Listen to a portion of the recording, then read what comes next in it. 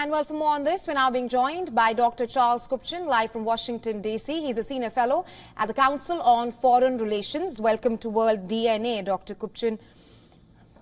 Good to be with you.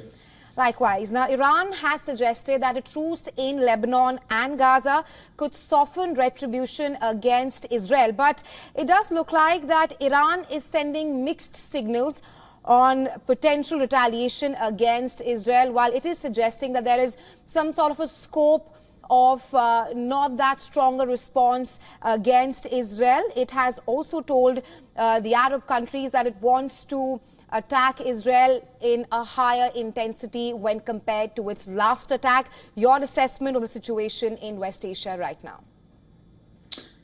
Well, I think there are two different issues in play. One is, what's the prospect for a serious ceasefire between Israel and Lebanon, Israel and Hezbollah?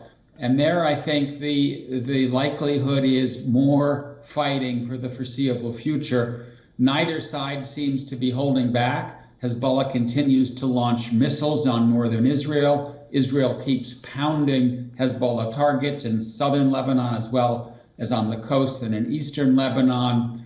The American delegation was there just a few days ago, came home with nothing to show. So I don't think we're going to see much movement on a ceasefire between Israel and Hezbollah, certainly not before we see who wins the U.S. election and how that affects the region.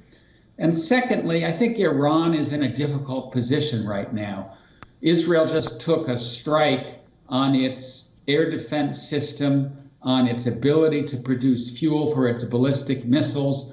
Now its key oil production facilities lack the S-300s, the air defense system that they had. They can't get more of them because Russia is busy fighting a war in Ukraine. So I think the Iranians are going to be treading carefully here, knowing that they're exposed if they take a strike at Israel that then triggers a serious, widespread Israeli retaliation. Right now, Dr. Kupchan, just to expand on what my colleague also said and what you've said, the Iranian president has clearly said that Iran will not leave any aggression unanswered. Of course, we've been seeing threats in the past few days as well. The question now being, what will be the nature of an Iranian attack if there is one, with reports suggesting that Iran has incurred damages in its defensive and offensive capabilities, of course.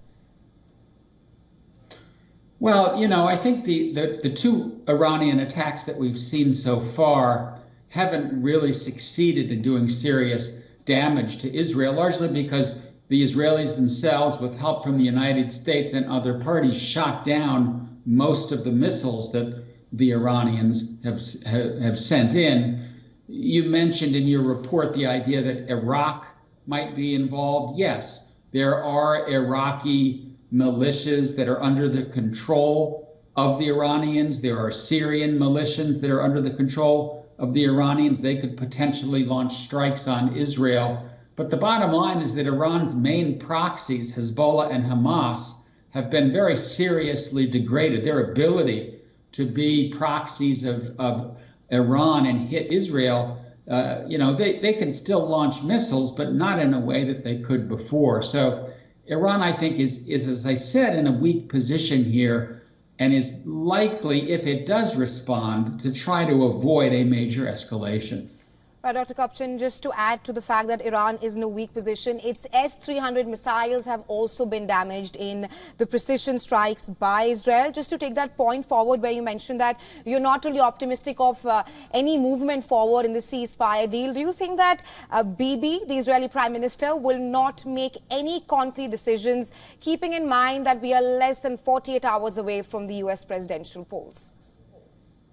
Yeah, I don't see any real movement on the diplomatic front for a while, partly because of the uncertain political situation here in the United States, but also because I think from an Israeli perspective, significant progress is being made on the ground.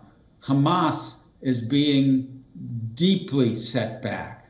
Hezbollah pushed north away from the border. They can still do damage to Israel, but the prosecution of this offensive against Hezbollah is making a big difference. Iran now deterred because some of its air defense is gone. So I think, at least for now, Bibi thinks that he can continue to use military force to to take down this broad array of Iranian-backed enemies of Israel. And because that military operation is making progress on multiple fronts, I don't think we're going to see it end in the near future. Right, Dr. Kupchan, thank you so much for joining us on World DNA. We'll, of course, have to wait and see how the results in the US affects and impacts the conflict in West Asia. But thank you for joining us on the show. Good night.